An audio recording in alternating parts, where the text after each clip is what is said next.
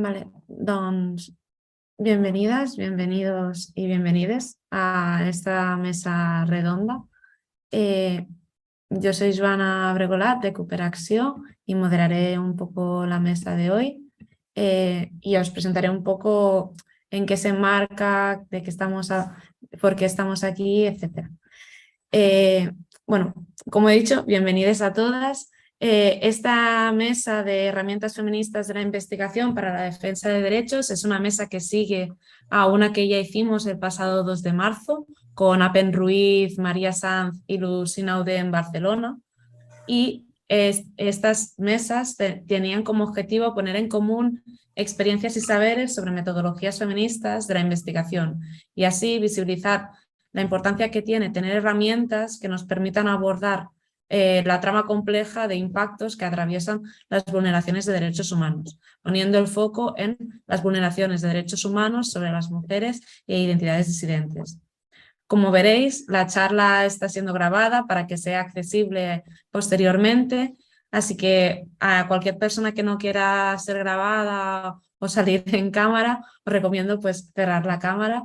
Y dicho esto, voy a ir un poco más rápido en la presentación porque me estoy poniendo nerviosa, pero deciros que la sesión de hoy, en especial contando con Julia Martí, que es investigadora ecofeminista y autora del Manual Ecofeminista contra el Poder Corporativo, editado por OMAL y Libros en Acción, y Marta Garric, que es investigadora, fotógrafa, intérprete, colaboradora de la Red Panafricana y ecofeminista WOMIN.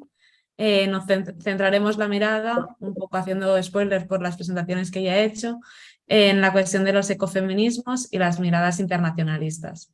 Quería empezar citando un fragmento de Yayo Herrero, Marta Pascual y María González Reyes en Voces y Relatos Ecofeministas, que dice que vivimos en un mundo donde es más rentable para los negocios cronificar que sanar, talar que reforestar, ofrecer trabajos precarios que condiciones laborales dignas, cultivar con agrotóxicos que apoyar a proyectos locales de agroecología, apropiarse de los tiempos de vida de las mujeres que asumir socialmente la responsabilidad de los trabajos reproductivos y de cuidados. Es desde aquí, desde esta mirada sobre el mundo y esta lectura común, que creemos que las miradas ecofeministas e internacionalistas son fundamentales cuando hacemos investigaciones sobre vulneraciones de derechos humanos. Y no solo para ello, sino también para hacer la defensa de estos derechos. Y así creemos que se refuerza aún más la idea de intercambiar saberes y prácticas alrededor de esta cuestión. Dicho esto, yo dejaré de hablar y seré más moderadora.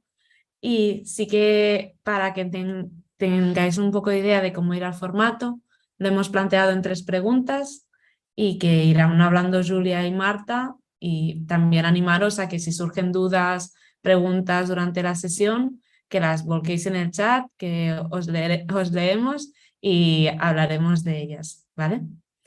Y dicho esto, os lanzo la primera pregunta, que sería, ¿qué entendemos por ecofeminismos y qué herramientas nos dan para investigar o trabajar sobre vulneraciones de los derechos humanos por parte de empresas transnacionales? Pues, Julia, si quieres empezar.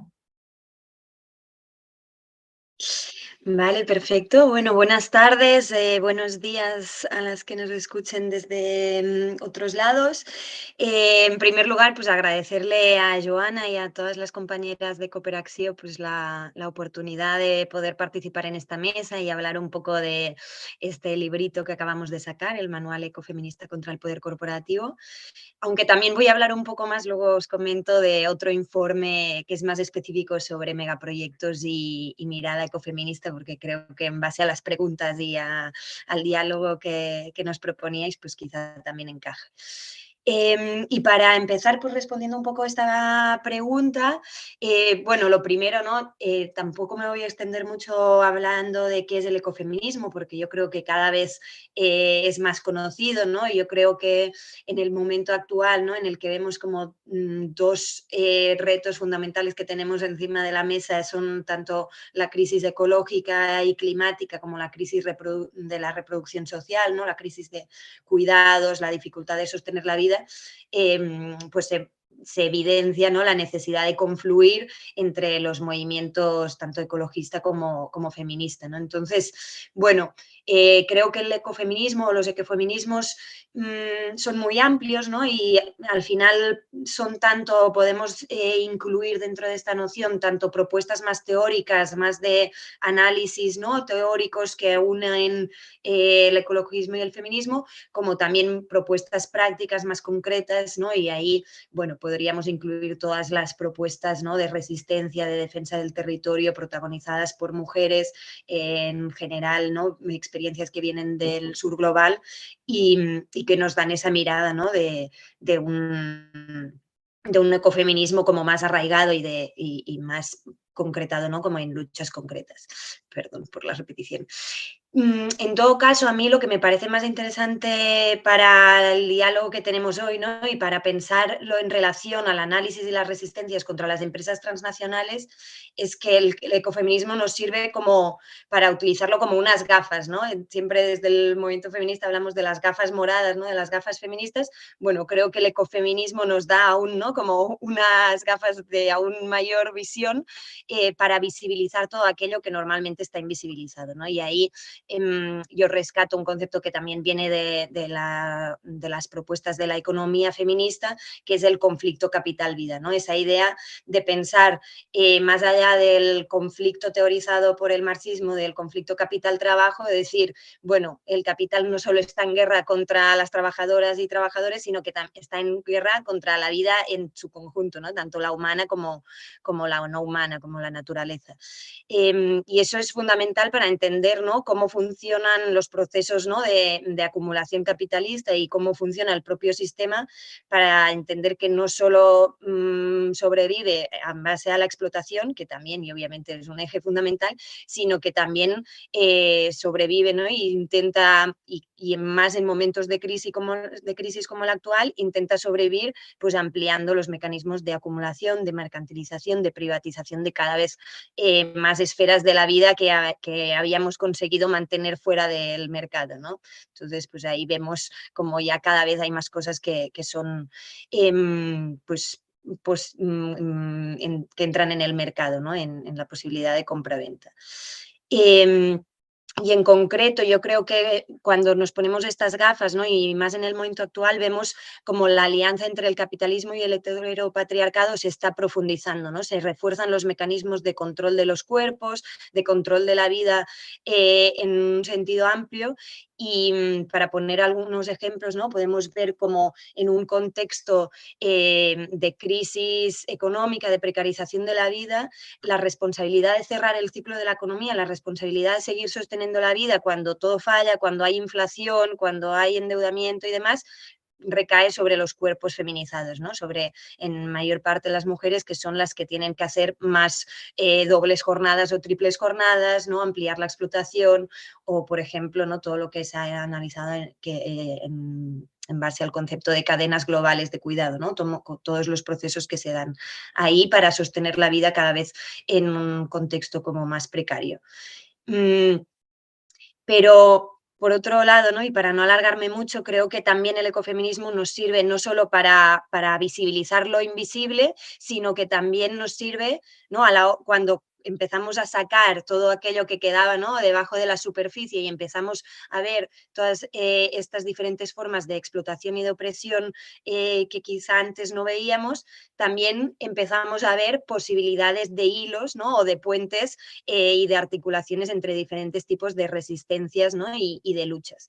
Y ahí me parece súper interesante un concepto que utiliza Saskia Sassen, que habla de las tendencias subterráneas, ¿no? De cómo hay lógicas comunes que se dan, ¿no? En diferentes contextos y en diferentes ámbitos que en sí quizá no nos parecen que forman parte, ¿no? de la misma lógica, pero que si las empezamos a analizar vemos que forman parte de un mismo patrón, ¿no? Y ahí ella dice que la principal tendencia subterránea de nuestro tiempo, ¿no? Que une diferentes formas de opresión, son las expulsiones. Y entonces, dentro del concepto de expulsiones, analiza pues, desde los desplazamientos forzados hasta el encarcelamiento masivo, pero también, por ejemplo, los desahucios o los procesos, ¿no? de gentrificación, cuando un barrio empiezan a subir los precios de los alquileres, los precios de los comercios y la gente se tiene que ir, ¿no? Entonces, o también el desempleo, ¿no? Cada vez más masivo. Entonces, son diferentes procesos, ¿no? de expulsión que se dan en diferentes contextos y en diferentes ámbitos, pero que forman parte, ¿no? de esta misma lógica del sistema capitalista hoy en día, que si en algún momento habíamos podido soñar o algunos nos habían intentado hacer creer que era posible, ¿no? Como eso que llaman embridar el capitalismo, ¿no? Hacerlo amable, hacerlo vivible, bueno, pues vemos que si esta utopía había sido al menos un poco creíble alguna vez, pues con los estados del bienestar o con en algún momento en el que se había podido controlar un poco a las empresas transnacionales, cada vez más es una quimera, ¿no? Y sabemos que no se produce, que es imposible y que en todo caso lo que produce el capitalismo, pues eso, son diferentes formas de expulsión. Y obviamente la contracara de estas expulsiones son las resistencias para permanecer, ¿no? Y ahí, por ejemplo, hay una entrevista a Miriam Miranda, que es una mujer garífuna de Honduras, que en Pícara Magazine, que ella explica, ¿no? reafirma muy claramente que su mayor resistencia, ¿no? como pueblo afrodescendiente en Honduras es permanecer en el territorio, resistirse a ser expulsadas, ¿no? a pesar de todas las amenazas que enfrentan. Y ya por último, otro elemento que yo creo que es muy interesante para el momento actual, ¿no? de utilizar los ecofeminismos ¿no? y debatir en base a ellos y también construir resistencias en base a las propuestas ecofeministas, es que para mí son un antídoto frente a las propuestas del capitalismo verde y el capitalismo morado, frente a propuestas que nos pretenden hacer creer que es posible resolver la crisis climática pues confiando en las empresas transnacionales y confiando en que grandes empresas pues como Iberdrola o Repsol o la que sea, se pueden transformar y pueden empezar a ser verdes, frente a aquellos que nos quieren hacer creer que las desigualdades de género, que la violencia machista se puede resolver con empoderamiento y emprendimiento femenino, ¿no? Y que nos hacen, ¿no? hacen grandes campañas diciendo que, pues yo que sé, que los tratados de comercio e inversión pueden servir para el emprendimiento de las mujeres y para que salgan de su situación de desigualdad. Bueno, pues frente a estas falsas propuestas, tenemos el ecofeminismo como un antídoto, ¿no? que el ecofeminismo nos dice que si no son propuestas que asuman los límites del planeta, ¿no? los límites biofísicos, que asuman nuestra interdependencia, ¿no? que la única forma de sostener la vida es en relación, en comunidad, relacionándonos con las demás, cuidándonos unas a otras, pues sabemos que serán propuestas falsas que no nos sirven, ¿no? para resolver las múltiples crisis que tenemos hoy en día encima de la mesa. Vale. Muchas gracias por esta primera respuesta, Julia. Creo que has tocado como muchas cosas interesantes que espero que alguien coja un anzuelo y quiera sacar después también en la conversación. Marta, si quieres sumarte. Sí, bueno, yo cogiendo de la amplísima respuesta de Julia, una de las cosas que me ha llamado la atención, ¿no? es la reflexión sobre las expulsiones, ¿no? Y precisamente ayer en conversaciones que teníamos aquí en Sudáfrica, ¿no? Una de las informaciones que compartíamos es que a finales de esta década, ¿no? se calcula que serán, o sea, antes del 2030, se calcula que habrán unos 200.000, esto lo tenía que decir, 200 millones de africanas y africanos que serán desplazados la crisis climática y ecológica. Hablemos de expulsiones, ¿no? Y esto es, si la crisis climática tiene su expresión en todas partes, en el África subsahariana es donde más aguda es, ¿no? Y aquí es donde también, cogiendo de nuevo de un concepto africano como es Ubuntu, ¿no? El vernos, el ser porque somos, ¿no? El yo soy porque todos somos, que en todo el continente africano, ¿no? Tiene diferentes expresiones, pero al fin y al cabo en el sí, porque es el yo soy porque otros son o porque tú eres, pero también hay muchas lecturas y en otras lecturas es también en relación con la naturaleza, ¿no? Y en su raíz es un concepto muy, muy ecofeminista, ¿no? Es basada en la idea de que las personas no estamos separadas del mundo natural que los rodea, sino que somos parte de la naturaleza. Y que un sistema que oprime, ¿no? Todavía, ¿no? Una de las ideas del ecofeminismo, ¿no? Que oprime a las personas por el género, por la raza, la clase, la sexualidad o la habilidad física, ¿no? Al final también es el mismo que oprime a la naturaleza. En África hablamos de que los sistemas de patriarcado, el colonialismo, ¿no? Y el capitalismo son los responsables de la explotación y la opresión tanto de la mujer como de la naturaleza, y la mujer pues porque por la posición que ocupa, ¿no? Por la genderization, por la división, ¿no? De trabajo y en relación a los modos de vida y al sostenimiento de la vida, al fin y al cabo son las que están en primera línea, ¿no? Cuando llega el desastre. Así que lo que nos da el ecofeminismo, y en eso era tu pregunta también, Joana, respecto a cómo amplía, ¿no? La mirada sobre las vulneraciones de derechos humanos, ¿no? Al final lo que nos da es una forma de no solo de dar sentido al mundo que nos da, sino también ofrece valores y una práctica de vida que desafía la opresión. Al final se trata de ir allá donde siempre la relación de poder es desigual, ¿no? Desafía la globalización de conocimientos masculinos occidentales, ¿no? Y blancos que son dominantes y que a menudo socavan pues los sistemas locales de conocimiento indígena, ¿no? Y entonces, por lo que me decías, lo que hablábamos de otra cosa que me llama la atención, ¿no? Al final las vulneraciones, ¿cómo amplían? Es que las vulneraciones están todas conectadas, ¿no? En África hay una convergencia, bueno, y en todo el mundo, ¿no? Una convergencia de crisis, de hambre, de crisis climática, ecológica, de una crisis permanente, ¿no? De la que hablábamos en círculos feministas, ¿no? La crisis de la deuda, que está muy ligada en el continente africano, tanto con el colonialismo y neocolonialismo, con incluso con el extractivismo, es decir, a raíz de toda la deuda que acumula que en la última década, según del 2008 al 2018 se duplicó. Ahora África arrastra una deuda de 325 billones de dólares o más, porque billones en inglés y en castellano creo que son diferentes. Y al final, ¿qué supone? Pues que cuando otras crisis se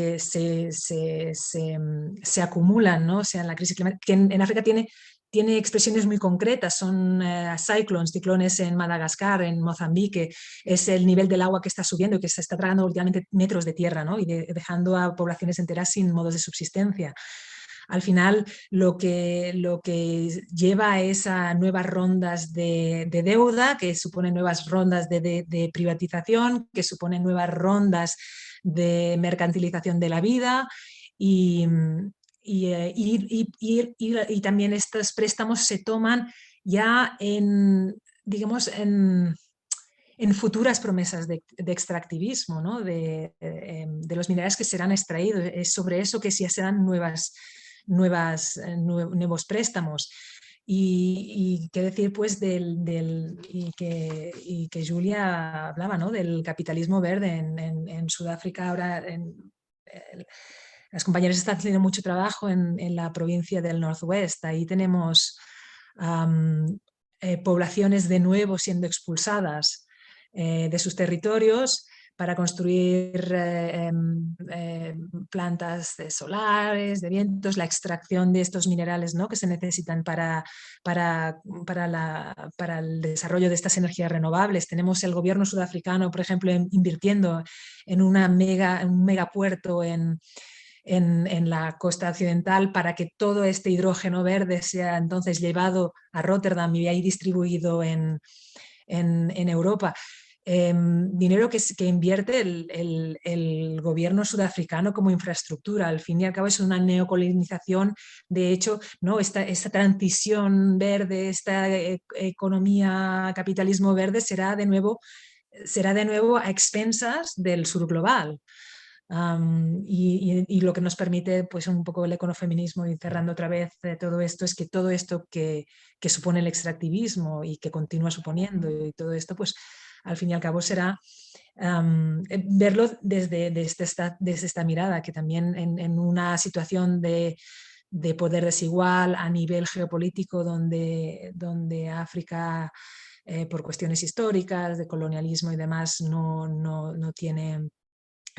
está jugando en un terreno igualado, continúa, digamos, a expensas, y todas las crisis que tenemos en el continente, al fin y al cabo, están ligadas con el extractivismo, y el extractivismo conlleva necesariamente vulneraciones de derechos humanos y del territorio. Bueno, no quiero entrar en las siguientes preguntas, te dejo aquí. Pues justo creo que me abres bastante bien la puerta a la segunda pregunta que planteamos, porque con esta idea de las crisis permanentes, de la sensación de este conflicto capital-vida que se intensifica crisis tras crisis y que además se multiplican sus efectos y bueno, que son efectos desiguales y combinados, que bueno, mil movidas que podemos decir sobre estas crisis. Creo que el concepto cuerpo-territorio es como bastante fundamental cuando nos estamos analizando, porque estas crisis no solo se dan en un espacio vacío, se dan sobre unos cuerpos que reproducen la vida y que la sostienen diariamente y continuamente, y unos territorios donde se encuentra inscrita esta vida, donde se producen un seguido de ciclos naturales que nos permiten a nosotras, más allá de si hemos lavado la ropa o si tenemos un plato en la mesa o si hemos dormido esa noche, de poder respirar aire limpio, poder limpiar, poder tener agua para limpiarnos, poder tener alimentos sanos, etc. Así como el concepto territorio-vida, creo que tiene como un elemento fundamental cuando estamos hablando de estos impactos del poder corporativo sobre comunidades, sobre sus tierras y sobre todo aquello que a simple vista a veces parece, pues esa idea de unas tendencias subterráneas que no se ven, pues también tiene mucho que ver. De ahí quería preguntaros sobre cuáles son los impactos materiales e inmateriales que podemos encontrar detrás de cada caso de vulneración de derechos sobre estos cuerpos territorio, sobre las cadenas que generan en estos territorios, aunque creo que Marta ya has empezado a contestar hablando de los extractivismos, de las deudas y todo esto, pero te animo a ampliar un poco más, y que creo que es como la parte que aún no hemos tocado y que puede ser fundamental de y qué respuestas se articulan respecto a estas vulneraciones sobre el cuerpo y territorio.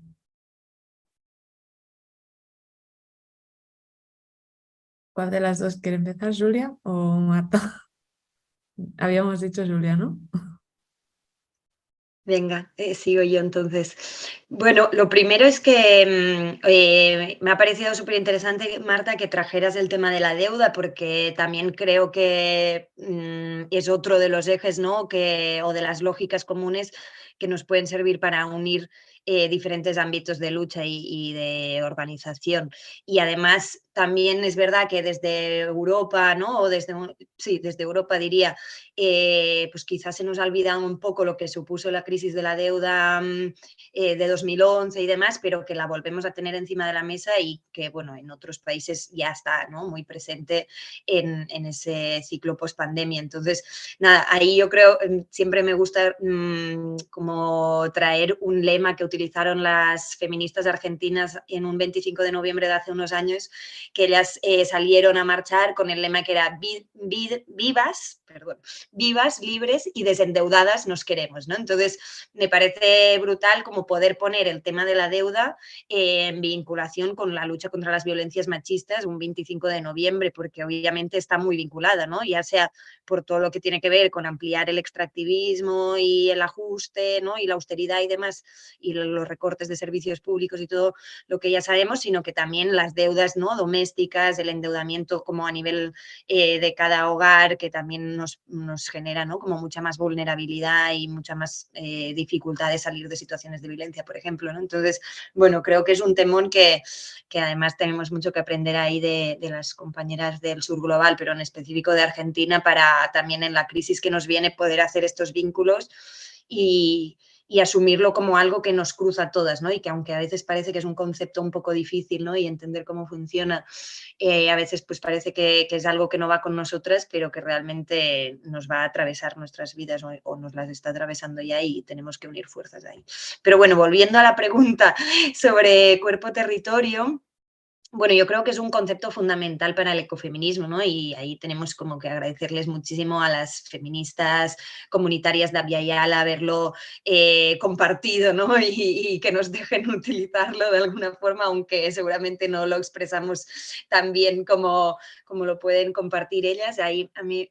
Luego os voy a compartir los artículos que estoy citando, pero por ejemplo hay un artículo que escriben juntas Lolita Chávez y Marusia López que me parece súper interesante porque además, bueno, es un artículo largo y hacen también un poco una crítica de cómo desde las feministas del norte utilizamos estos conceptos y demás. Y bueno, trayendo un poco su definición, ¿no? De esta noción de cuerpo-territorio, ellas dicen que para las mujeres y los pueblos originarios de Abya Yala el territorio es mucho más que un espacio físico, ¿no? Porque se trata del lugar que tiene su sustento, pero también su historia, ahí se entierran y se honra la memoria de los ancestros y ancestras, ¿no? Entonces, esto yo creo que es lo primero, ¿no? Reconocer el territorio como algo que va mucho más allá de un espacio, ¿no? De una comarca, de un pueblo, sino que, y también, ¿no? Que va mucho más allá de la gente que habita en él, sino como todas estas dimensiones, ¿no? Más espirituales y más amplias, ¿no? Que quizá desde conceptos más occidentales pues nos cuesta asumir. Y bueno, y desde esta noción entonces, ¿no? Yo creo que es súper útil para, por un lado, ¿no? Reconocer el arraigo, la relación de los cuerpos en el territorio que habitan, ¿no? Y eso tiene mucho que ver con lo que decía antes de las expulsiones, ¿no? Luchar contra la expulsión no es solo una cuestión de supervivencia, de que tenemos que poder permanecer en el territorio que nos da sustento, sino que además hay un arraigo mucho mayor, ¿no? No somos personas que, ¿no? Esa idea muy capitalista, ¿no? De que podemos ir dando tumbos por el mundo sin ningún impacto para nuestras vidas, pues es completamente falsa. Luego también, ¿no? Nos hacen ser conscientes, ¿no? O plantear de una forma muy gráfica nuestra ecodependencia e interdependencia, ¿no? O sea, la necesidad de un territorio en el que hacer nuestra vida. Y luego cuando hablamos de empresas transnacionales, pues nos permite hacer un análisis mucho más integral, ¿no? Que reconozca que las agresiones de un megaproyecto, por ejemplo, no van a ser solo sobre un espacio físico, sino que también tendrán unas consecuencias sobre los cuerpos y las vidas, ¿no? Que además también se convierten en un lugar de resistencia, ¿no? Esa idea de que no resistimos solo bueno, pues defendiendo un territorio, sino que nuestro cuerpo, nuestra vida también se pone en juego ahí. Y luego creo que también, ¿no? Desde esta, o sea, si partimos desde esta noción que nos traen los feminismos comunitarios, también es muy potente porque nos permite huir de esa cultura de los expertos y empezar a partir de las vivencias propias, ¿no? Y de las vivencias en nuestros propios cuerpos para generar conocimiento de forma colectiva. Ahí, por ejemplo, el colectivo Miradas Críticas al Territorio desde los ecofeminismos han hecho una guía metodológica que es muy útil, ¿no? Como partiendo de que busca visibilizar como de forma muy gráfica cómo los impactos en un territorio también tienen un reflejo en nuestros cuerpos y es algo que todo el mundo lo puede hacer, ¿no? No necesitas tener muchos estudios ni un conocimiento muy experto, sino la propia experiencia, ¿no? Y la propia vivencia. Que normalmente son quienes más saben, ¿no? de cuáles son las consecuencias de un megaproyecto, por ejemplo. Entonces, bueno, creo que es fundamental, ¿no? Y yo creo que, bueno, cada vez lo estamos haciendo más desde Cooperaxio. Yo creo que estáis trabajando súper bien en ello, muy interesante, ¿no? Como la guía esta que habéis sacado para poder hacer, bueno, ahora no me sé el título, pero para poder hacer un análisis feminista de los megaproyectos. Desde el colectivo Miradas Críticas al Territorio también llevan tiempo, ¿no? Trabajando sobre eso. Miriam García Torres, por ejemplo, ¿no? Escribió un informe que hacía un análisis ecofeminista de impactos de megaproyectos con empresas del IBEX 35. O sea, cada vez hay más estudios, pero bueno, sigue siendo necesario que sigamos ampliándolo porque normalmente, ¿no? El análisis de los megaproyectos se hacía desde una mirada pues como mucho ecologista, pero que no incorporaba, ¿no? Esa mirada feminista. Y entonces quedaban muchas cosas invisibilizadas. Y yo creo que es interesante como dar un paso más y no solo hacer análisis como diferenciados por género, ¿no? Que a veces es en lo que caemos como de, bueno, ¿y a las mujeres qué? Y entonces hacemos ahí como un parrafito, ¿no? Un cuadrito de, bueno, y encima las mujeres, pues más violencia o más impactos, pero creo que lo que es más interesante, ¿no? Y que está saliendo en esos informes que he citado y en esta gente que está empezando como a escribir sobre eso, es como poder hacer un análisis, ¿no? que entienda la interacción entre el modelo de reproducción social patriarcal y el modelo de imposición de los megaproyectos o el modelo de imposición de las grandes empresas, ¿no? Porque va a ser interesante, o sea, entender cómo funciona esta interacción y cómo se refuerzan mutuamente, pues es mucho más interesante que solo ver como los análisis diferenciados. Pues ahí, por ejemplo, ¿no? Vemos cómo pues hablar, por ejemplo, de una minería no puede ser solo hablar de la parte, ¿no? De contaminación ambiental, de devastación territorial, sino que también tendremos que hablar de todas las rupturas y toda la tensión que se genera en los tejidos sociales, en las relaciones que sostienen la vida y que se ven afectadas en un contexto así.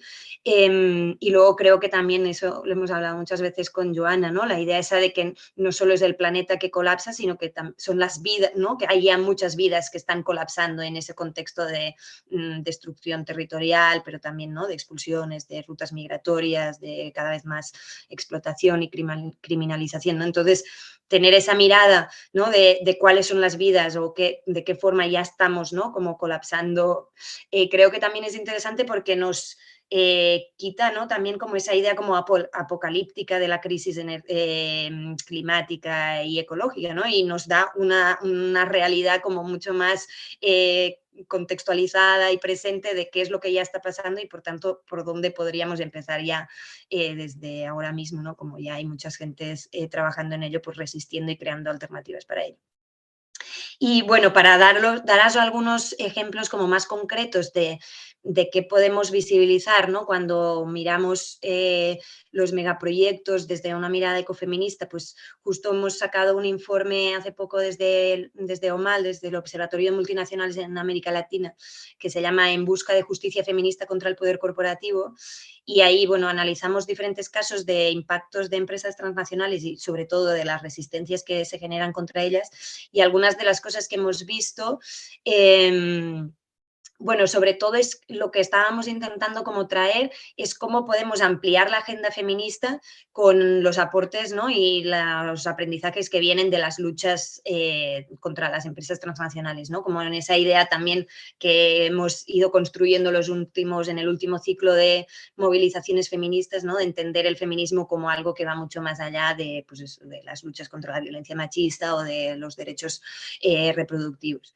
Entonces, bueno, por un lado, por ejemplo, ¿no? Súper interesante seguir como reflexionando sobre cómo la violencia machista y la violencia corporativa se refuerzan mutuamente, ¿no? Por un lado, por ejemplo, ¿no? Como una situación, ¿no? De amenaza por una empresa transnacional nos sitúa en una situación de mayor vulnerabilidad. Ahí, por ejemplo, ¿no? Las mujeres del MAP, del Movimiento de Afectadas por Barragens, por Represas en Brasil, una mujer afectada por la catástrofe de Brumadinho, cuando se rompió, bueno, por negligencia de la empresa, una presa que mantenía todo el lodo tóxico de una minera.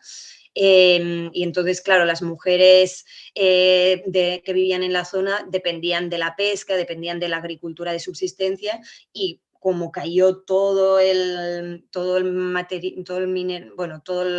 los desechos tóxicos de la minería, perdieron, ¿no?, sus medios de vida, ¿no? Y entonces ellas dicen, la pérdida de ingresos es como una prisión para nosotras porque nos quita como las pocas, ¿no?, la poca libertad que teníamos, pues al menos de tener unos ingresos para poder decidir cómo vivir.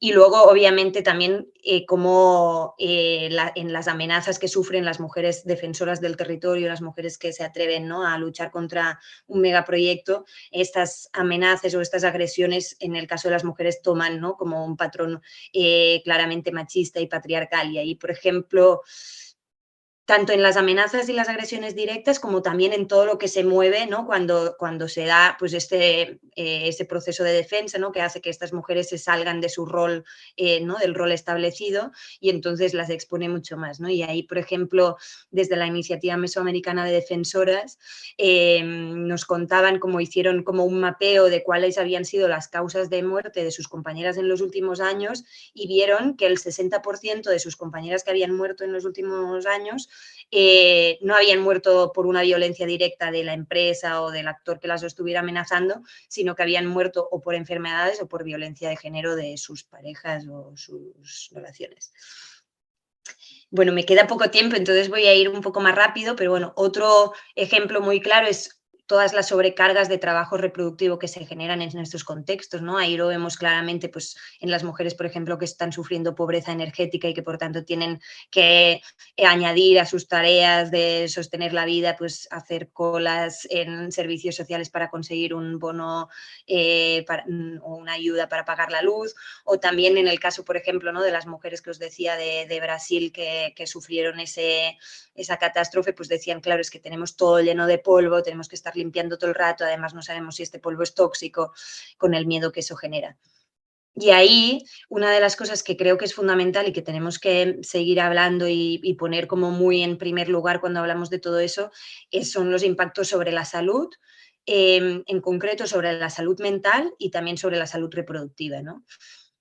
Por ejemplo, en temas de salud mental es fundamental como empezar a hablar de ello, porque claro, vivir en una situación de amenaza constante, vivir en una situación de precarización de la vida en el que pues, pierdes, ¿no?, tus medios de vida y demás, genera, o vivir con el miedo, ¿no? También como el miedo como un dispositivo, ¿no?, que nos hace pues, vivir como de una forma que nos expone, ¿no?, a muchas otras violencias también. Entonces, ahí, por ejemplo, veían, ¿no?, en Brumadinho, cuando un año después de que se rompiera esta represa, crecieron el uso de antidepresivos y ansiolíticos, bueno, de antidepresivos un 56% y de ansiolíticos un 79%. Luego ya por último, bueno, casi último, en cuanto a la salud reproductiva, la salud de las mujeres, en ese sentido también es importante, ¿no?, tener en cuenta la contaminación industrial como un factor de riesgo, ¿no? Muchas veces hablamos, pues eso, ¿no?, del derecho al aborto, del derecho a acceder a métodos anticonceptivos. Bueno, hablamos de derechos reproductivos y se nos olvida que cada vez más un factor de riesgo, ¿no?, también en ese sentido es la contaminación. Y ahí, por ejemplo, hablando con una médica de aquí del País Vasco, de Muskiz, que es un pueblo que está al lado de una de las mayores refinerías del Estado español, de Repsol. Entonces las mujeres están luchando, ¿no?, contra la contaminación que genera esta refinería, y en concreto Sara Ibáñez, que es médica, que además estuvo durante 35 años llevando, ¿no?, el seguimiento médico de la salud reproductiva de las mujeres de la zona, y ella dice que vio muchísimos casos de malformaciones fetales, de abortos, de enfermedades raras, y que cuando hablaba con sus colegas del hospital, ¿no?, que de referencia para su comarca, decía, es que todas las enfermedades raras, todos los casos de malformación más específicos y demás, vienen de vuestra zona. O sea, no hay informes, no hay datos concretos epidemiológicos, ¿no?, que puedan certificar que esto está pasando, pero los propios médicos dicen es que todos los casos más especiales y más graves nos llegan de la zona de la refinería. Entonces, bueno, es un tema que tenemos que seguir denunciando y además pidiendo que se ponga dinero y atención para investigarlo y para poder tomar medidas. Y el último tema que creo que es interesante también en ese sentido, ¿no? de hacer una mirada conjunta que traiga los aprendizajes del feminismo con los aprendizajes de la lucha contra las corporaciones, es todo lo que tiene que ver con el sistema judicial, ¿no? Y con la impunidad corporativa, pero también con la revictimización de las comunidades y de las organizaciones que se atreven a denunciar a las empresas transnacionales. Y eso, bueno, toma como muchas dimensiones diferentes, ¿no? Pero yo creo que hay muchos patrones en común con lo que venimos denunciando desde el movimiento feminista sobre la justicia patriarcal, ¿no? Los procesos de revictimización, el pedir que sean las propias víctimas las que consigan las pruebas, la falta de credibilidad, la difamación, etcétera, etcétera. Entonces, bueno, yo creo que ahí también hay como otro hilo del que tirar para tejer alianzas, ¿no? y trabajar conjuntamente contra este sistema judicial que no nos sirve. Perdonar que me he alargado un poco. No pasa nada, Julia. Muchas gracias por las aportaciones. Justo para hacer unos apuntes y ya darle paso a Marta, había cosas que comentabas que se me vinculaban mucho a reflexiones que salieron en el seminario online que hicimos hace un mes, el 14 de marzo, perdón, que era de resistencias situadas y responsabilidades globales, tejiendo redes por los derechos de las defensoras, en la que participaron compañeras de El Salvador y también hablaron de salud mental, hablaron de efectos a la salud, que implican desplazamientos, que implica hacer lucha en un momento de alta represión, etc. Y os recomiendo mucho a las que estéis participando del seminario, que si queréis ampliar por ahí, pues tenéis disponible el vídeo y podéis como ver también la conversación. Y dicho esto, Marta, todo tuyo. Yo es que... Joana, tú me planteas una pregunta y luego Julia lanza muchas cosas que quiero responder y entonces estoy Contesta ahí a la que te intentando apetezca. mantener... No, porque me llama la atención de una cosa de lo que decías, Julia, ¿no? de la salud reproductiva, ¿no? Y pensaba como en Secunda, ¿no? Una población aquí cercana a Johannesburgo donde la industria del carbón es muy poderosa y teníamos, bueno, varios conocidos que también tuvieron abortos espontáneos, ¿no? Y cuando a buscar una de esas amigas al hospital le preguntaba, ¿no? Al personal, ¿pero esto pasa a menudo? Y me decía, sí. Y yo le preguntaba, ¿pero tenéis datos? Y me decía, no. Y me llama la atención que me digas que en el País Vasco tampoco los hay.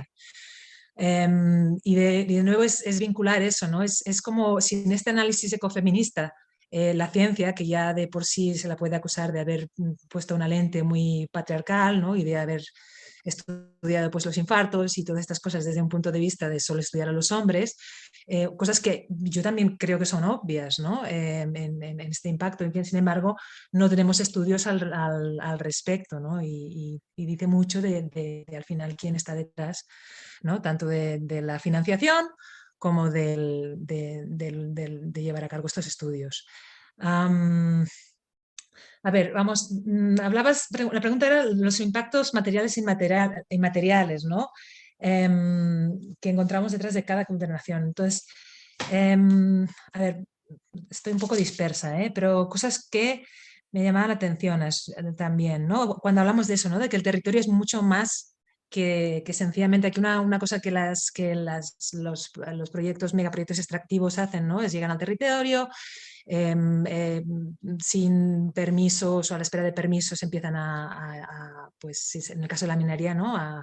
a perforar el territorio, hay cierta coalescencia con los gobiernos, por ejemplo en Sudáfrica, os pongo un ejemplo, hace unos años eran unos 300 días, ¿no? Conseguir un permiso de uso de aguas, ¿no? Porque la minería es muy intensa en aguas. Esto se ha reducido a unos entre 30 y 90 días. Y sin la participación de las comunidades, ¿no? Entonces, ¿qué pasa? Que el territorio, entonces, bueno, se les ofrecía una compensación, los patrones son los mismos, ¿no? Se rompen las comunidades, se hacen promesas que no se cumplen Y luego y es eso, ¿no? Que el territorio es mucho más que lo físico y lo que nosotros entendemos en África. También hay mucha conexión con los ancestros, ¿no? Y las ancestras. Y una de las cosas que a menudo surge, ¿no? Cuando las comunidades indígenas hablan es el hecho de yo no puedo acceder donde están enterrados, ¿no? Los ancestros. Yo tengo que ir a presentarles a las nuevas generaciones, yo tengo que ir a consultar, ¿no? Son cosas que no entran en análisis que se hacen, ¿no? Más según una lógica material capitalista, pero que son muy importantes de conexión con la tierra. Y ligando con la tierra, África, el continente, tenemos unos, y esto también hablo cuando hablamos de qué respuestas se pueden articular, ¿no? O posibles. En África tenemos entre 800 y 880 millones de personas que viven en condiciones, en tierras que son compartidas, que son bienes comunales, ¿no? Esto son fechas del 2020 y que se calcula que serán 1 billón, ¿no? de personas en el 2050. Muchos estados, y solo en 4 de los países en África, Mauritania, Eritrea, Senegal y Egipto, se han extinguido del todo, ¿no? estos tipos de propiedad o de uso, ¿no? de la tierra.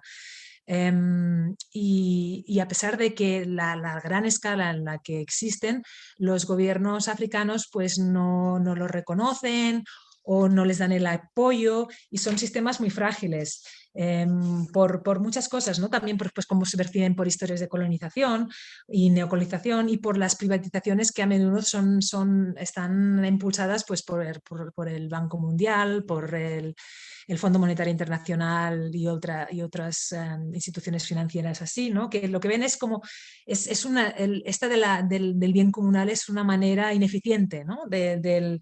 del uso y de la tierra, ¿no? Cuando, según su lógica, ¿no? el uso privado es mucho más eficiente para la acumulación de beneficios, ¿no? Al fin y al cabo. Y lo que no estamos entendiendo aquí, ¿no? es que es el valor y la riqueza en cómo la tierra está usada, ¿no? Pensando en la generación actual y en las generaciones futuras, en cómo eso también es parte de cómo las decisiones se toman, es una base y un fundamento de la organización y del valor comunitario, ¿no? De cómo esa tierra no se puede vender, de cómo las decisiones no se toman de manera colectiva. O sea, estos son impactos al final, ¿no? Lo que decía, ¿no? Son inmateriales. Estás deshaciendo mucho más que tierra, ¿no? Cuando hablamos también por cierto, que Julia, hablabas estoy mirando las notas que iba armando y voy del lodo tóxico, ¿no? De todo lo que pasó. Aquí también en África y en Sudáfrica en particular, donde estoy, han habido varios derrames recientemente. Y una cosa que me llamaba mucho la atención es que no hay un registro mundial de cuántas presas, ¿no? de lodo tóxico hay en el mundo. Cuando hablamos de extractivismo, hablamos necesariamente también de lo que queda, ¿no? Solo de donde las operaciones están, sino de lo que se deja en el territorio y que a menudo es la carga de las mujeres, ¿no? el hacer esa recuperación del territorio. Hablamos también de las violencias, ¿no? contra las comunidades y contra la naturaleza y contra las mujeres. Y aquí una de las cosas que a menudo se reflexiona, ¿no? y que reflexionan las compañeras es que cuando más lo vemos es pues Berta Cáceres es asesinada, ¿no? La impunidad con la que los líderes, ¿no? son asesinados. Aquí en Sudáfrica también tenemos a Bazuka, tenemos a Nonhle Mbutuma, que lleva años a través de resistencia comunitaria y a través de tribunales e incluso el Constitucional les ha dado la razón para defender su territorio de también exploraciones mineras y extractivistas, y ella está no para de recibir amenazas, ¿no? Y como sale en varias hit lists, ¿no? En listas estas de objetivos, ¿no? de asesinatos. Pero como esa violencia va mucho más de esos titulares, ¿no? Es una violencia diaria, vivida, ¿no? por como decías, ¿no? que en el caso de las mujeres toma también una forma mucho más de violencia sexual, ¿no? mucho más Más allá de eso, cuando las comunidades son desplazadas, cuando pierden sus modos de vida, también entramos en el terreno de que aquí son cosas y esto es interesante porque una de las cosas, de las estrategias que se están intentando articular es el de las litigaciones, ¿no? Los litigios, litigations, ¿no? Y en África el tema de la deuda y de las reparaciones es muy importante. Es decir, sin reparaciones, el continente no está preparado para asimilar, o sea, sin la cancelación de la deuda, sin reparaciones, ¿no? Toda la mitigación y la adaptación al cambio climático, ¿no? y a la crisis climática y ecológica que viene. Para litigar uno tiene que hacer un cálculo, ¿no? Del coste, de los costes, ¿no? ¿Qué supone, ¿no? la llegada de un proyecto, de un megaproyecto extractivo, ¿no? Y cómo se calcula, cómo se calcula lo que ha costado, lo que se ha perdido. Se empieza, bueno, pues ¿no? lo que se producía, lo que una familia producía de la tierra, lo que cosechaba, lo que conseguía, y luego pues lo que ha perdido, pero luego también hay todas los costes, y hablábamos de salud mental, psicológicos, los costes y aquí es donde voy también en términos de violencias que son recibidas por las comunidades y por las mujeres, ¿no? en formas diferenciadas. Es el caso del sexo transaccional, ¿no? De familias que al haber perdido, ¿no? Alquilan a sus hijas, ¿no? Es decir, que toma tantas formas que no pensamos, ¿no? O que no son obvias y que en el caso de las mujeres son tan particulares y tan cuerpo-territorio, ¿no? Una cosa también que quería comentar es que si bien la crisis de COVID supuso una crisis sobre crisis, ¿no? en el continente, fue en cierta parte no tan extrema como en otros casos. Al fin y al cabo, África es un continente que ha lidiado con muchas crisis, ¿no? La crisis de la SIDA, la crisis, ¿no? del ébola, y quería comentaros un estudio reciente que examinaba 27 de los lugares donde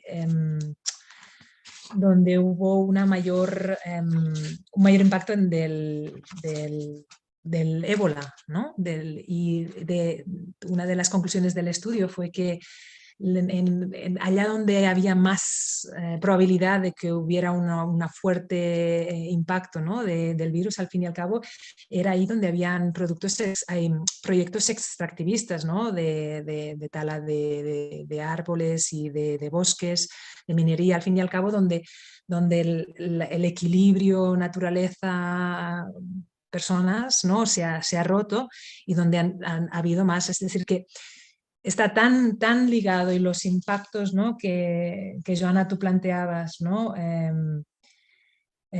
Son infinitos, ¿no? Infinitos en las poblaciones, en el ahora, el presente y en el futuro, ¿no? Son cadenas que generan desplazamientos, que dejan a las poblaciones muy vulnerables. Y hablar, ya cerrando también, y perdonad porque he sido muy dispersa, pero y volviendo a la deuda, ¿no? Me llamaba la atención como Julia, cuando hablabas de cómo las mujeres habían dicho, ¿no? que al perder su modo de vida, ¿no? el modo de subsistencia, era una prisión. Y a mí, yo he trabajado mucho y trabajo mucho, y de hecho África, el continente, no sé si conocéis la coalición por la abolición de la deuda legítima, y en África es donde la coalición es más fuerte, porque es que es muy vivida. Hay países que destinan más recursos al servicio de la deuda, que no es ni saldar la deuda, es al servicio de la deuda, ¿no? de los intereses de la deuda acumulados, que a sus presupuestos de educación o de salud, ¿no? aquí en el continente. Hablemos de crisis de la reproducción de la vida. ¿Quién lleva sino la carga, ¿no? cuando se se cortan todos estos, este apoyo, ¿no?, a la reproducción de la vida. Son las mujeres, pues, por la división tradicional del trabajo, ¿no? Pero hablabas entonces, ¿no?, de sentirse como una prisión, y me llamaba la atención de cómo al fin y al cabo es un lenguaje que también se utiliza mucho cuando se habla de la deuda, ¿no?, de que es una prisión presente y futura, porque lo que te estás también tú condicionando, ¿no?, es no solo tu presente, sino tu futuro. Eres un esclavo de la deuda de para adelante, ¿no?, no para detrás. Y en África una de las cosas también por ejemplo, ¿no?, hablando de por qué es importante el ecofeminismo y de todo el extractivismo y de toda la crisis de la reproducción social que conlleva, ¿no? Al final hay muchas mujeres que caen en la deuda en microcréditos, ¿no? El microcrédito es ese laudado instrumento que no es sino una condena más para muchas mujeres. Cuando caen en deuda, son por deudas de pagar ¿no?, por la educación o la salud de las familias. Y en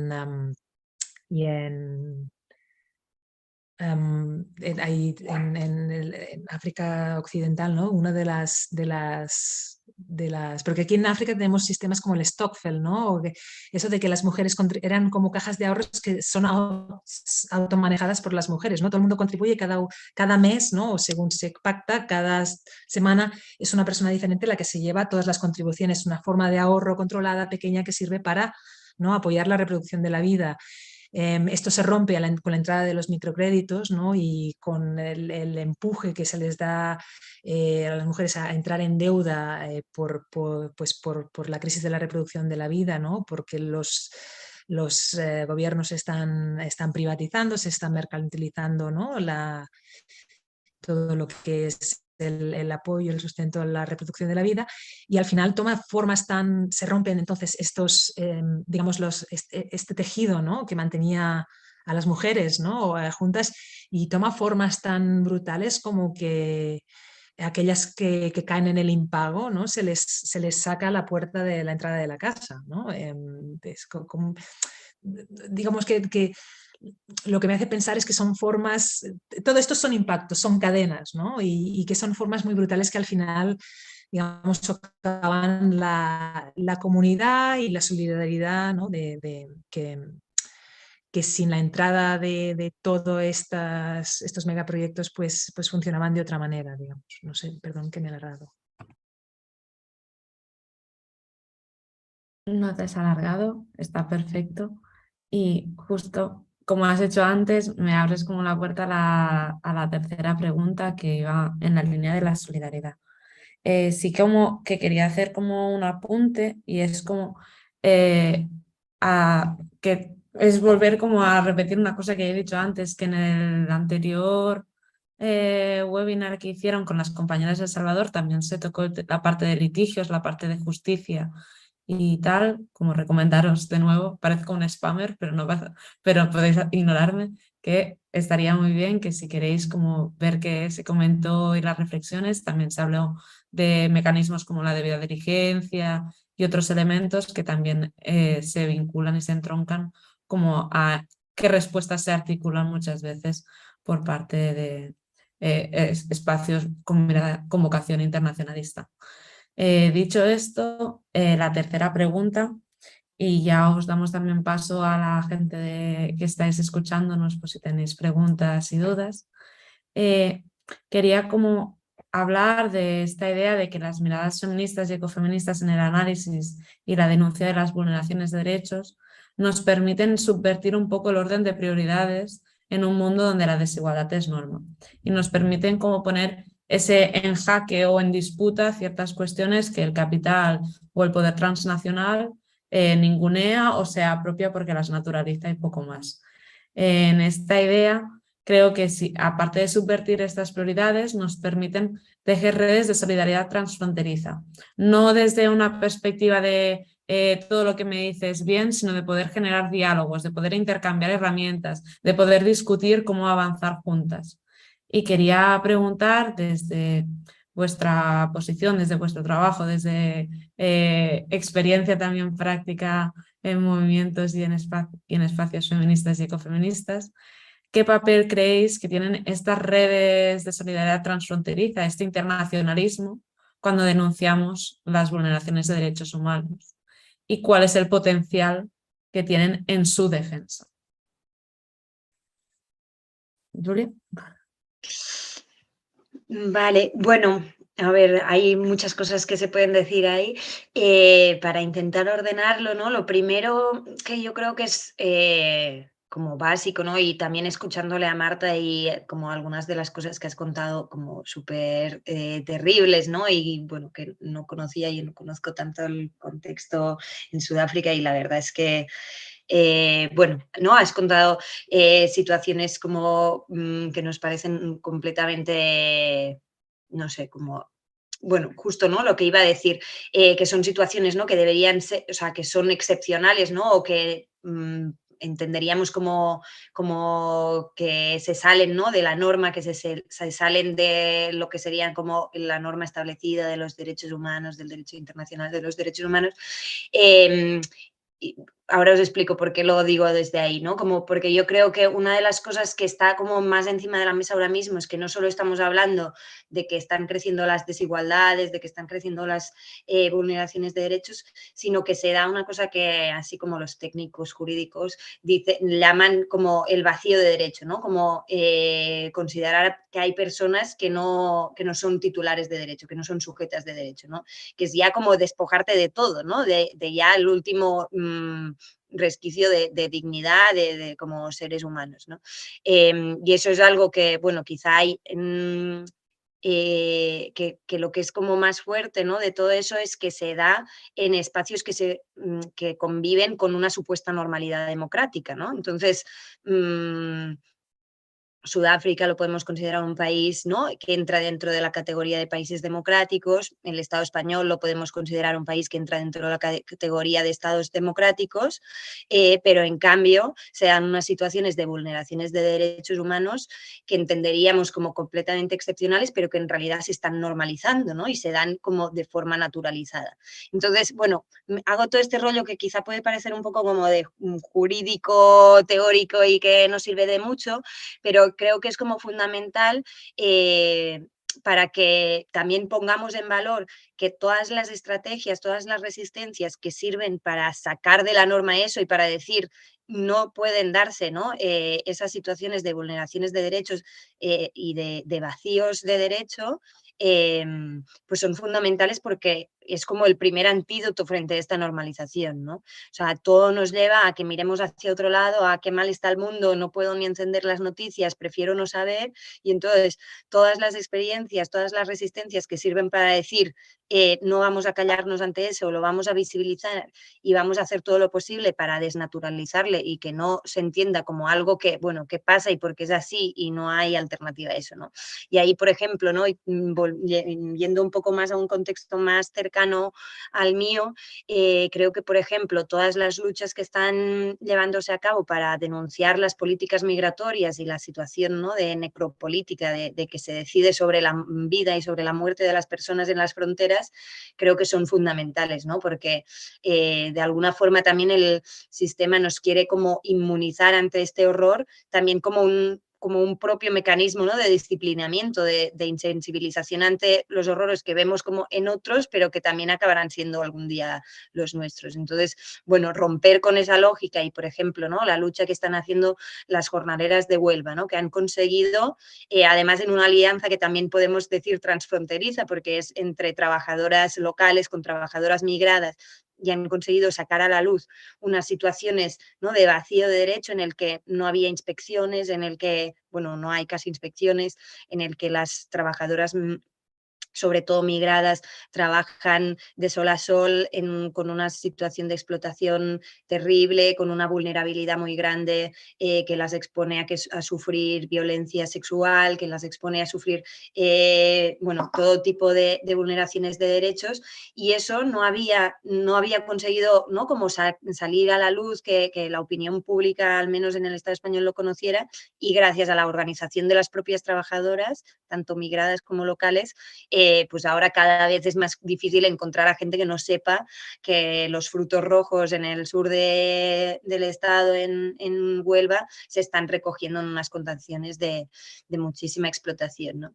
Entonces, bueno, es un ejemplo concreto. También podemos hablar pues, de toda la gente que está visibilizando, ¿no? El trabajo, pues las muertes que se dan en las fronteras, ¿no? Que están diciendo son personas, son seres humanos que tenían derecho, ¿no? A vías seguras de migración y que están como sacando a la luz eso.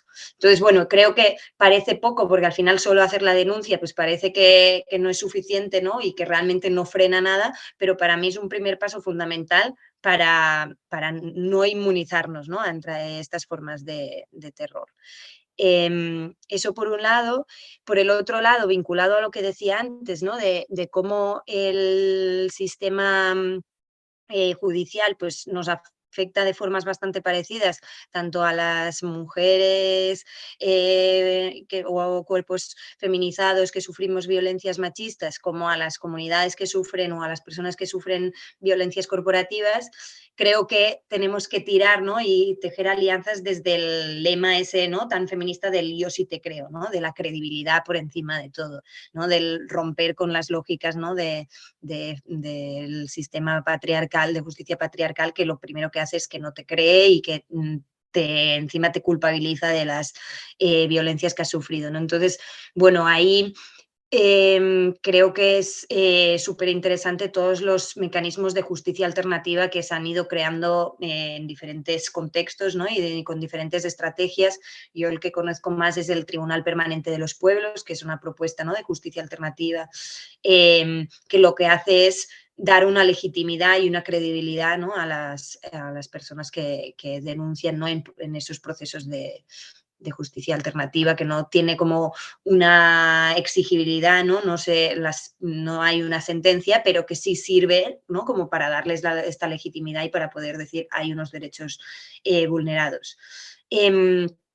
Otro ejemplo también en ese sentido que me parece súper interesante, ¿no? Y que lo hemos visto en ese informe que os decía antes que se llama En busca de justicia feminista, es, bueno, viene de una frase de Amandine Fuchirón que dice: las mujeres nos hacemos justicia a nosotras mismas, ¿no? Y entonces, bueno, ahí sobre todo a través de un proceso de reflexión colectiva con defensoras del territorio y con organizaciones que trabajan en acompañamiento a defensoras y demás, estuvimos viendo, ¿no? Cómo el potencial que tienen los espacios entre mujeres, bueno, quizá también podríamos decir entre mujeres y cuerpos feminizados y demás, pero bueno, las experiencias que estuvimos ahí como en base a las que construimos eso eran de mujeres.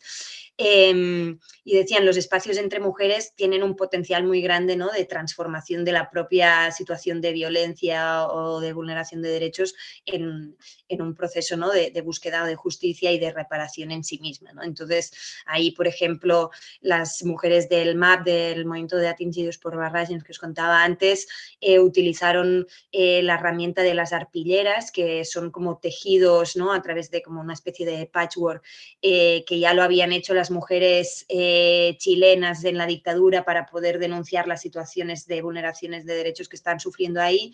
Entonces lo recuperan las mujeres del MAP brasileñas para poder construir sus relatos propios, ¿no? Y para poder sacar todos estos impactos que estaban sufriendo, que quizá desde la palabra, desde la voz, no les estaba saliendo tan, no los estaban pudiendo expresar bien, y a través del tejido, y que además es como un proceso muy colectivo, ¿no? Y que se hace como de forma muy comunitaria, pues consiguieron sacarlo, ¿no? Y solo ya la construcción de un relato alternativo pues es muy potente en ese sentido.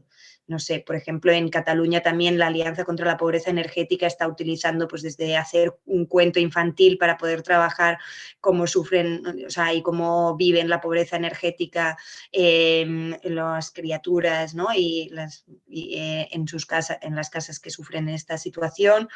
O también han hecho una obra de teatro, ¿no? Entonces, bueno, más allá de la justicia más convencional, también esos mecanismos, ¿no? De construir relatos alternativos son muy potentes en ese sentido. Por ejemplo, yo recomiendo mucho un documental bueno, una ficción documental que se llama Cuerdas, que es sobre la experiencia de resistencia de las mujeres en Muskiz, en ese pueblo que sufre la refinería de Petronor, que justo salió ahora hace poco, y la verdad es que es muy potente porque consigue también visibilizar eso, y ellas mismas, ¿no?, les ha servido para poder visibilizar su lucha, para también como una forma de reconocimiento, ¿no? Y ahí me voy un poco como a la última parte, o sea, a la pregunta, ¿no?, que nos hacías de cómo las redes internacionales pueden aportar a todo eso. Entonces, bueno, yo creo que hay una parte muy importante, ¿no?, del reconocimiento de como estos espacios de intercambio entre luchas y entre activistas de diferentes partes del mundo, que es muy potente porque cuando nos miramos desde fuera, de golpe nos damos cuenta de que todo lo que hacemos, ¿no? Y eso con todas las compañeras que he trabajado lo dicen, ¿no? Como que potente poder salirnos de nuestra lucha como más cotidiana y poder como mirar más arriba, ¿no? Y ver que, bueno, pues que estamos muy en la mierda porque al final las situaciones son muy complejas, pero al mismo tiempo estamos haciendo muchas cosas, ¿no? Y como esa mirada del reconocimiento. Y luego también, obviamente, como espacios de respiro y de protección. Y ahí, una vez más, voy a citar la iniciativa mesoamericana de defensoras, porque ellas están trabajando mucho, ¿no?, como la importancia de las redes de protección, bueno, sobre todo hablan de la protección integral feminista, y también están como poniendo mucho el foco en decir lo más importante es que las defensoras puedan permanecer en sus territorios o lo más cerca posible, ¿no? O sea, también quitarnos un poco esa idea como muy de las feministas, ¿no?, europeas, occidentales, de, bueno, vamos a salvarlas, ¿no? Vamos, que vengan a nuestras casas, que vengan a nuestros territorios y aquí estarán seguras. Y es como, bueno, ya, pero quizá lo que necesitan, ¿no?, estas defensoras es poderse quedar cerca de sus territorios, poder seguir con sus luchas. Entonces, no siempre las redes internacionales tienen que funcionar como sistemas de protección internacional, que algunos está bien que existan, pero no puede ser la única vía, ¿no? Entonces, bueno, ver otras formas, ¿no?, de apoyar estas redes propias más cercanas a los territorios y de hacer procesos de protección más colectivos. Pero bueno, ahí me voy a contradecir un poco porque el último ejemplo, ¿no?, que quería traer es como contaros un poco más de Basoa, que es el proyecto, una casa en la que estoy ahora mismo, la Casa de Defensoras Basoa, que es un proyecto que para mí puede ser como un ejemplo de una nueva noción de un internacionalismo feminista y popular, ¿no?, como más de base, más arraigado en los territorios, que se salga un poco de estas lógicas como quizá, bueno, no sé, más ONGeras, y que no se me entienda mal porque yo misma trabajo en ONGs, pero bueno, ¿no?, como esa idea a veces como muy basada en procesos de financiación, en proyectos, ¿no?, que muy marcados por para qué recibes la financiación, para qué cosas, como muy a veces encorsetados, ¿no?, con mucha necesidad de justificar cosas que a veces quizá cuando las pensaste hasta cuando las tienes que hacer, pues ya han perdido el sentido. Entonces, bueno, justamente, ¿no?, el proyecto de la Casa de Defensoras Basoa es un proyecto autónomo, autogestionado, que se financia con trabajo militante porque funciona un poco como albergue y de esa forma entra dinero, pero luego o sea, el objetivo político es poder ser un espacio de acogida de defensoras que lo necesiten en un momento dado, pues ya sea para rehacer sus vidas porque se han tenido que exiliar o porque temporalmente necesitan un espacio de respiro. Y luego, sobre todo, ¿no?, en lo que estamos dando como más importancia es que también sirva como para unir luchas, ¿no?, y como para aliarnos entre diferentes luchas, y que también, bueno, yo creo que después de haber estado viviendo unos meses aquí, para mí lo más interesante es como poder hacer como un internacionalismo con piel, ¿no?, con cuerpo, que a veces, bueno, justo, ¿no?, las pantallas, ¿no?, a veces nos lo impiden, y entonces poder convivir para mí es como súper potente porque nos cambia completamente la dimensión, ¿no? Y ahí, bueno, quizá puedo cerrar con eso, ¿no? Hay una idea como muy interesante de unas compañeras aquí en Bilbao que se llama La Posada de los Abrazos, que ellas hacen acogida de mujeres en situaciones de vulnerabilidad y de violencia, y ellas dicen que su estrategia, ¿no?, de acogida se basa en el lema de hacer de las otras un nosotras, ¿no? Como dejar de ver como a las víctimas como las otras, ¿no? Y empezar también como a tejer como lazos más desde una horizontalidad y desde un tú a tú y desde un formamos todas parte, ¿no? de esta lucha. Y bueno, yo creo que desde la convivencia pues conseguimos, ¿no? Romper todas estas, bueno, o empezar a romper, obviamente no siempre estamos libres de jerarquías y de privilegios, pero bueno, sí que sirve, ¿no? Como para poder hacer esa lucha conjunta desde otro lugar, como más de convivencia y de día a día, que también es muy potente. Muchas gracias, Julia. Creo que hemos recogido bastantes ideas y me ha gustado sobre todo esta final de hacer, lo voy a decir mal, pero de construir un nosotras más amplio. Y Marta, le cedo la palabra. Bueno, y aquí suscribir todo lo que ha dicho Julia. Yo aquí, y sobre todo, a ver, y otra vez, ¿no? Situada desde el contexto en el que estoy, ¿no? Y hablando del papel, no preguntabas, Joana, que juegan, ¿no? Las redes al denunciar las vulneraciones. Decir, Julia mencionaba el Tribunal Permanente de los Pueblos, ¿no? Y uno de los que se está intentando articular, por ejemplo, aquí es en la República Democrática del Congo, desde donde, como en la región del Sahel, ¿no? Se concentran varios conflictos, ¿no? En la República Democrática del Congo ahora mismo, y tiene sentido, ¿no? Con lo que diré, es donde están las reservas más grandes del mundo de litio y cobalto, ¿no? Que son parte de los minerales que hay detrás, ¿no? De toda esta transición energética, de las energías verdes, ¿no? Y es una región que hay factores, ¿no? Hay factores domésticos y conflicto pues con Burundi, con Ruanda y con Uganda, ¿no? Pero al fin y al cabo también en la parte oriental se calcula desde el 1998 que hayan habido 5.400.000 muertes, ¿no? Muertes por conflicto entre estados, conflicto entre intereses corporativos, de guerrillas, ¿no? Y eso no cuenta toda la violencia que toma más carácter sexual, ¿no? Las violaciones y violaciones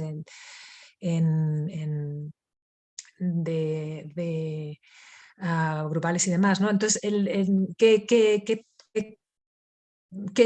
valor tienen, ¿no? Esto de entrada, por ejemplo, la organización con la que las compañeras de WOMIN, ¿no? Una de las cosas que su trabajo va muy dirigido en relación a esto, ¿no? Al apoyo de la organización y la construcción de movimientos feministas, ¿no? ¿Cómo se crean? Se crean haciendo espacios, ¿no? Julia mencionaba los intercambios, ¿no? Es donde las comunidades, las mujeres se encuentran, que hay aprendizaje, hay una gran... Desde el 2018 hay una gran campaña en el continente por el derecho a decir no, ¿no? Que también el derecho al decir no, que también contiene un derecho a decir sí, ¿no? El derecho a decir no a megaproyectos extractivos y demás, el derecho a decir sí a alternativas. Y en esta búsqueda de alternativas es a menudo también donde las alianzas también permiten el intercambio de ideas, de saberes y de conocimientos, y es salir, ¿no? de esa visión paternalista, ¿no? Del continente, por ejemplo, ¿no? O del sur global, y de cómo, por ejemplo, hablamos a veces de decrecimiento desde dónde, ¿no? En muchas partes, para muchas poblaciones y comunidades de África. Y entonces uno del trabajo también, ¿no? Que se está llevando aquí en el continente es el de imaginar y el de soñar alternativas. En ese derecho a decir no también hay un derecho a decir sí, sí a qué, ¿no? A qué formas de vida, a qué desarrollo, a qué forma de toma de decisiones colectivas, ¿no? A decir sí a cuidados. Y aquí es donde hay un trabajo importante, ¿no? de intercambio a nivel transfronterizo en el continente, de ver, de ir más allá, ¿no? Antes de la colonización, ¿no? ¿Qué eran las formas de vida? Como antes de que a finales del siglo XIX en Berlín se decide dividir a unidades, ¿no? Y luego a nivel, bueno, a nivel de también más allá, ¿no? de las posibles alianzas entre Norte global y Sur global, ¿no? Y de nuevo me remito a África, ¿no? Se calculan 50 billones de dólares, se pierden en flujos legítimos e ilegítimos de capital, a menudo a través de proyectos mega extractivos, ¿no? Y estos flujos acaban en el norte global. Entonces, las campañas de denuncia o también incluso de presión en el norte, ¿no? De ver quién financia este saqueo, ¿no? Y también de cuando hablamos de transiciones, ¿es a costa de quién? Y un poco es eso, ¿no? Para mí la fortaleza más allá de la denuncia o lo que también Julia referenciaba, ¿no? de este sacar a personas que están en una situación muy vulnerable, porque al final la defensa del territorio se hace desde el territorio, ¿no? Puede sacar una o dos personas, pero no a comunidades enteras que están siendo terrorizadas por estados, por ejércitos, ¿no? por guerrillas, sino que al final también es el preguntarse cómo podemos hacer incidencia, ¿no? desde el norte global, dónde está, ¿no? Desde dónde se está saqueando, desde dónde se está invirtiendo. Incluso Sudáfrica dentro del continente también juega cierto papel también de financiar y de ver el resto del continente como un posible sitio de extracción, ¿no? De la construcción de la represa de Inga en la República Democrática del Congo, al final también tenía que pasar energía a Sudáfrica. Una cosa que también que se está haciendo desde aquí es identificar los proyectos de supuesto desarrollo, ¿no? extractivos que el Banco Africano de Desarrollo está financiando, que era un banco supuestamente creado para defender ¿no? y apoyar los intereses de África, y al final es una subsidiaria, ¿no? del Fondo Monetario Internacional y del Banco Mundial. Entonces, a veces es también follow the money, ¿no? Seguir el dinero y desde ahí ver cómo podemos, desde nuestros espacios, también ser conscientes o actuar en donde, ¿no? eso está afectando en otros territorios. Ya, y cierro aquí. Pues muchísimas gracias por las aportaciones de ambas y habéis dado un montón de datos. Creo que Sandra ha empezado a pasar links por el chat y espero que los podáis recoger todos, porque como mínimo yo me los estoy abriendo todos para no perderlos y animaros. En principio ahora terminaríamos con la parte de preguntas planteada y animaros como a las personas que estáis aquí a hacer preguntas, a si queréis comentar alguna cosa y si no ya me inventaré yo más preguntas.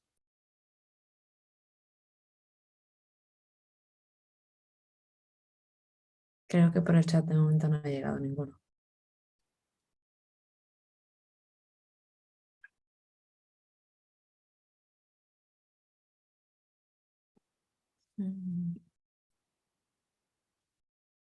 Pues me lanzo para que sigáis hablando vosotras dos y a ver si llega alguna nueva.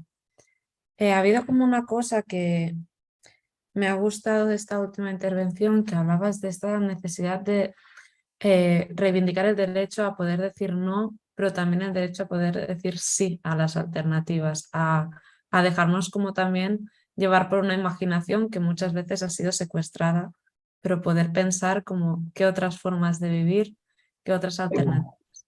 Y te quería preguntar cuáles son las alternativas que se están planteando, por ejemplo, en territorio africano.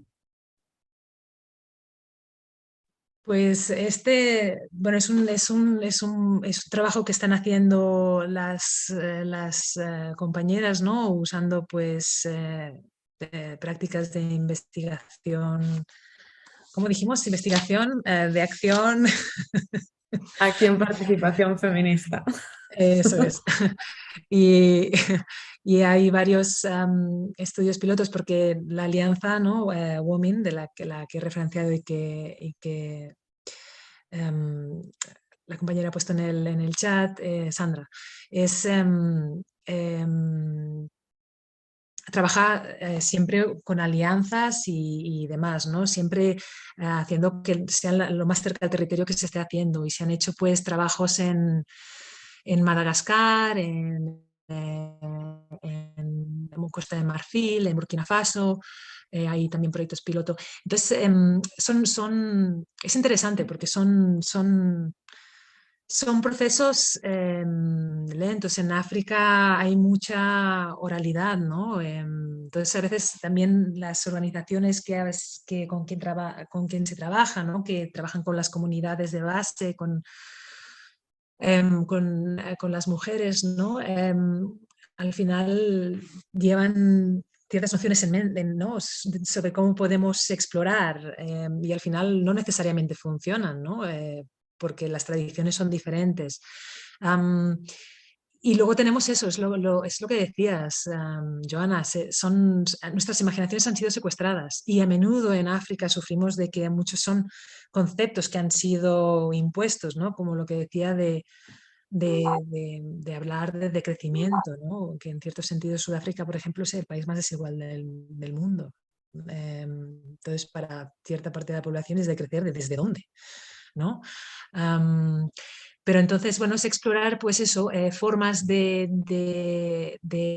cómo se articulaba la producción, es también el tema de las semillas, ¿no? De los bancos de semillas, de cómo se tomaban las decisiones desde la colectividad.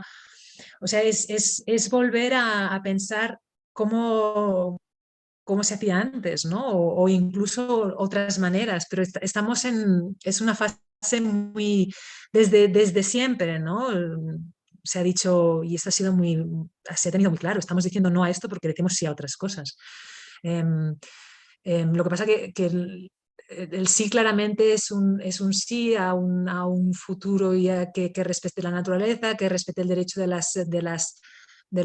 las generaciones futuras. Luego las formas, pues también tiene que ver con cómo manejamos y cómo salimos de las crisis, ¿no? En las que estamos, porque al final el cambio climático y la crisis climática y ecológica avanza y avanza de modo galopante en el continente. Entonces, ¿qué formas de vida y modos de vida y modos de organizarse habrá en sitios donde están siendo donde el desierto avanza, ¿no? Entonces, eso también supone en este el imaginar formas de adaptación y mitigación. Y en eso estamos. En eso estamos. Siento no darte recetas mágicas, no creo que las haya, pero es en el proceso en el que nos encontramos. Bueno, creo que cuando llegue la receta mágica ya nos la compartiremos entre todas porque somos muchas buscándola también. También tengo esta sensación. Pero sí que me ha gustado y me quedo con esta reflexión de el recuperar genealogías de saberes, de mirar a la historia y aprender de ella también. No en el sentido de querer replicar las cosas exactamente como eran, sino desde esta idea de los tiempos cambian, pero hay cosas que no son útiles y que aplicadas a una mitigación y a unas políticas de adaptación tienen mucho potencial. Y sí. Y estaba pensando en un poco también, ambas habéis hablado de la deuda, ambas habéis hablado de esta necesidad de que cuando hablemos de estrategias contra el poder corporativo, cuando hablamos desde los ecofeminismos internacionalistas, de tejer resistencias, etcétera, no olvidemos esta dimensión. Y quería como preguntaros, en este caso más a Julia, porque pero también a ti, Marta, en el Estado español, ¿cómo crees que se pueden dar estas alianzas entre movimiento ecologista, movimiento antideuda o contra la deuda y movimiento feminista? Porque creo que desde 2017 las cosas han cambiado, pero esto. Sí. Y hacia Marta sería preguntar ¿qué crees que podemos aprender aquí de cómo estáis trabajando en África? Pues no sé, ojalá tuviera la respuesta para eso. Bueno, o sea, yo creo que lo primero es que obviamente no vamos a poder, o sea, aunque ojalá lo pudiéramos construir, pero no creo que podamos volver a levantar un movimiento como fue la plataforma Auditoría Ciudadana de la Deuda, por ejemplo, ¿no? Que bebió del 15M y que tuvo, bueno, una capacidad bastante importante de poner ¿no? encima de la mesa un análisis crítico de la deuda y de los recortes y demás. Y yo creo que en aquel momento, bueno, pudo tener resultado porque veníamos, ¿no? Pues eso, del 15M, pero ahora mismo veo difícil, ¿no? Que podamos como construir un movimiento nuevo de cero en base a un concepto tan duro, ¿no? Como es la deuda, que no nos interpela mucho. Entonces, pero la otra cara de la moneda es que obviamente estamos también en un momento en el que hay movimientos que se están organizando y que están siendo potentes que también están hablando de deuda de alguna forma, ¿no? Y quizá de forma más sectorial, y entonces lo que tendremos que hacer es buscar cómo construimos relatos comunes, pero hay también muchos aprendizajes nuevos ahí que habrá que traerlos, ¿no? Y yo creo que eso, ¿no? Como aprender de esas reflexiones que, bueno, yo las conozco de Argentina, pero seguramente que en África, en otros contextos también se están dando, ¿no? De poder hacer una mirada transversal a la deuda, desde las deudas más macro a las más micro, ¿no? Y esa mirada como muy feminista y muy ecofeminista de hacer análisis como desde lo micro a lo macro y no quedarnos solo en los análisis macroestructurales, creo que va a ser súper necesaria. Entonces ahí, no sé, estoy pensando en todos los sindicatos de inquilinas, por ejemplo, que se están especializando en luchar contra los fondos buitre, ¿no? Y los grandes fondos de inversión en la Alianza contra la Pobreza Energética, que una de sus reivindicaciones claras son las condonaciones de deuda. O sea, que ya está bien, bueno, una nueva, esperemos, oleada de gente dispuesta a defender los servicios públicos, en especial el sistema de salud, ¿no? Y entonces, bueno, creo que hay mimbres para articularnos, ¿no? en nuevas, bueno, en construcción de nuevos relatos contra la deuda. No sé si va a ser como una plataforma súper cohesionada y ni si tenemos capacidad para eso, pero creo que sí que tenemos ahí fuerzas. Con el movimiento ecologista también yo creo que, por ejemplo, está siendo interesante, ¿no? Como todas las reflexiones que se están haciendo y todas las críticas que se están haciendo a los planes de recuperación, ¿no? Un tema central que tenemos, al menos en Europa, pero bueno, que yo creo que también tiene, ¿no? Como ecos en otras partes del mundo. De este nuevo ciclo de deuda que nos viene es que los procesos de endeudamiento se han dado no solo por la crisis de pospandemia, sino que también se han dado porque las políticas de recuperación, ¿no? Pospandemia, o sea, las decisiones que se han tomado de dónde invertir el dinero para una supuesta recuperación han ido una vez más a rescatar a las grandes empresas, ¿no? Y entonces, bueno, ahí sobre todo, ¿no? Está viniendo desde el ecologismo una crítica a unos planes de recuperación que están centrando su dinero en la movilidad eléctrica, en el coche eléctrico, por ejemplo, cuando sabemos que quizá no es la prioridad y que encima produce nuevas formas de extractivismo, que están impulsando, ¿no? Todo lo que tiene que ver con los megaparques eólicos y solares, con todas las consecuencias que ello trae y demás, con todo el tema del hidrógeno. Entonces, bueno, que son temas que están, ¿no? Siendo trabajados tanto desde el movimiento ecologista como más transversal hasta también como por luchas locales de defensa del territorio, y que pues sí somos capaces, ¿no? De unir la crítica a esos proyectos con la crítica también encima de que son proyectos nocivos y que hacen un daño al territorio, encima nos están endeudando y nos están hipotecando el futuro, pues quizá también podemos, ¿no? Encontrar otras bueno, cosas que nos unan y que nos impulsen a construir relatos colectivos.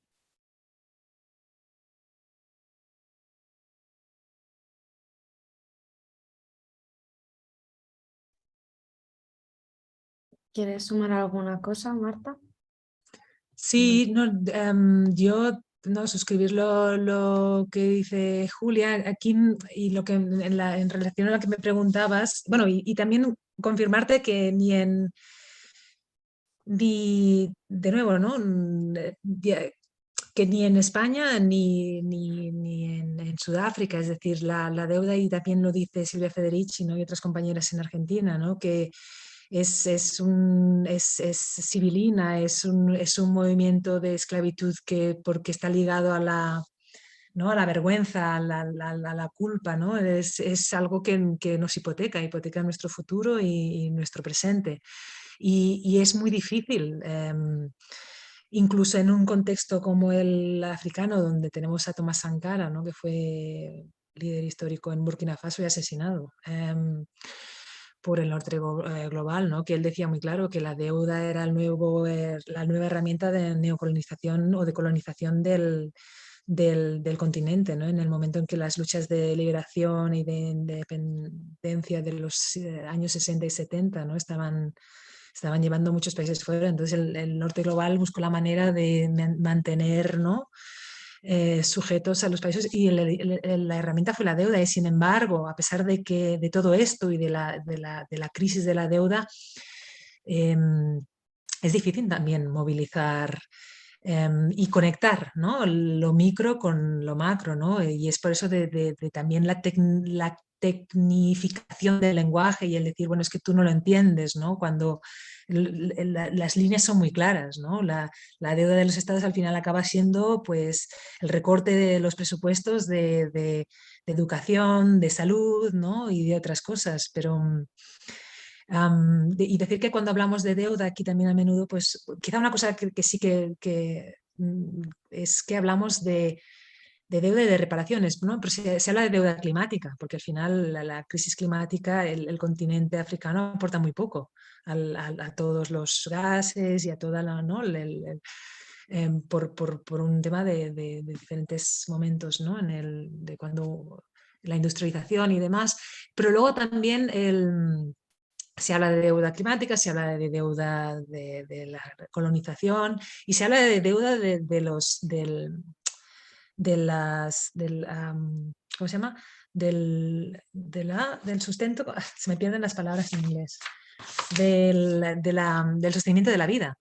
Es decir, al final se debe a todo esto también ha supuesto que han sido principalmente las mujeres las que para con quien se tiene una deuda, ¿no? Una deuda del cuidado de la vida, de todo el tiempo invertido, de los recursos, el esfuerzo en cubrir, ¿no? Todo lo que ha supuesto, digamos, pues todas las crisis múltiples que se concentran en el continente. Así que cuando hablamos aquí de deuda, a menudo hay ese otro enfoque, ¿no? El de la deuda climática, el de la deuda de la reproducción de la vida, ¿no?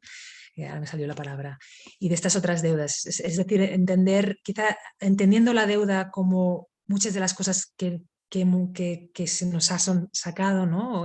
Como comunidades indígenas, como mujeres y cuerpos divergentes, ¿no? O disidentes, como sur global y como sur dentro del norte global, ¿no? Quizá es también desde donde trazar conexiones y luchas.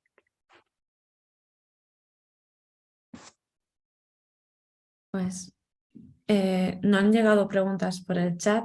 Si os parece, lo dejamos aquí. Sí que antes de cerrar quería hacer como una reflexión que creo que encaja bastante en estas últimas intervenciones. Y es que cuando hablamos de los ecofeminismos no hablamos solo de una forma de leer el mundo, sino de una herramienta política desde la cual poder hacer política, desde la cual poder plantear análisis y discusiones, desde la cual poder analizar el mundo. Y en este sentido, coger esta idea de las deudas, que no solo son económicas, sino son de muchos otros tipos, y si invirtiéramos la deuda financiera que muchas veces se imponen y habláramos de la deuda ecológica que tenemos con los territorios que han sido zona de sacrificio por el capital, si hablamos de la deuda de cuidados o de reproducción social, que hay sobre todos aquellos cuerpos que sostienen la vida, y si hablamos de esa deuda social que hay con todo el trabajo explotado que hay en este mundo, quien tiene que pagar son otros, no somos nosotras. Y en este sentido creo que hablar de deuda, hablar de dentro de los ecofeminismos nos da como una mirada más amplia y nos da más herramientas desde las que pensaríamos si solo pensamos que ecofeminismos es un pack de ecologismo y feminismo. Es mucho más que eso y creo que tenemos como esta necesidad de seguir poniendo encima de la mesa esto y que tenemos muchas herramientas para trabajar contra la vulneración de derechos y para ampliar nuestros derechos. Así que muchas gracias, Julia y Marta, por esta tarde. Muchísimas gracias a todas las que nos habéis estado acompañando durante la sesión y esperamos veros de nuevo en actividades de Cooperacción.